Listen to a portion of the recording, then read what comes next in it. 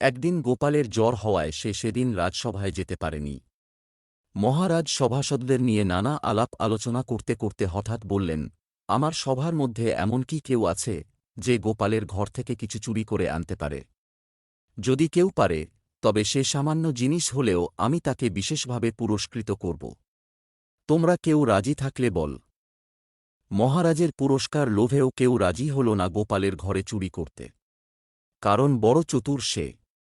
তার চোখে ধুলো দেওয়া সহজ নয়। ধরা পড়লে নাকালের শেষ থাকবে না। নাকানি চোবানি তো খেতে হবেই, আর সে তার প্রতিশোধ একদিন না একদিন নেবেই নেবে এবং অশেষ দুর্গতির সীমা থাকবে না। ভূপাল নামে একটি লোক পুরস্কারের লোভে সেদিন মধ্যরাত্রে গোপালের বাড়িতে সিট কেটে প্রবেশ করল।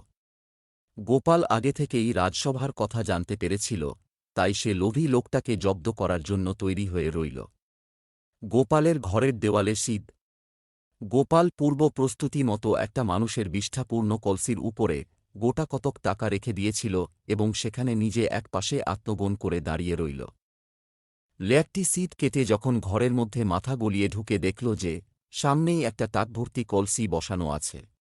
সে আর কালবিলম্ব না করে তাই মাথায় তুলে নিয়ে মনের আনন্দে রাজবাড়ির দিকে এগোতে যেতেই গোপাল ঢিল ছুঁড়ে ব্রাহ্মণের মাথার কলসিটা ভেঙে দিল। কলসি চুরমার হয়ে সঙ্গে সঙ্গে লেকটির সারা শরীর বিষ্ঠাতে পূর্ণ হয়ে গেল। তখন ভোর হয়েছে।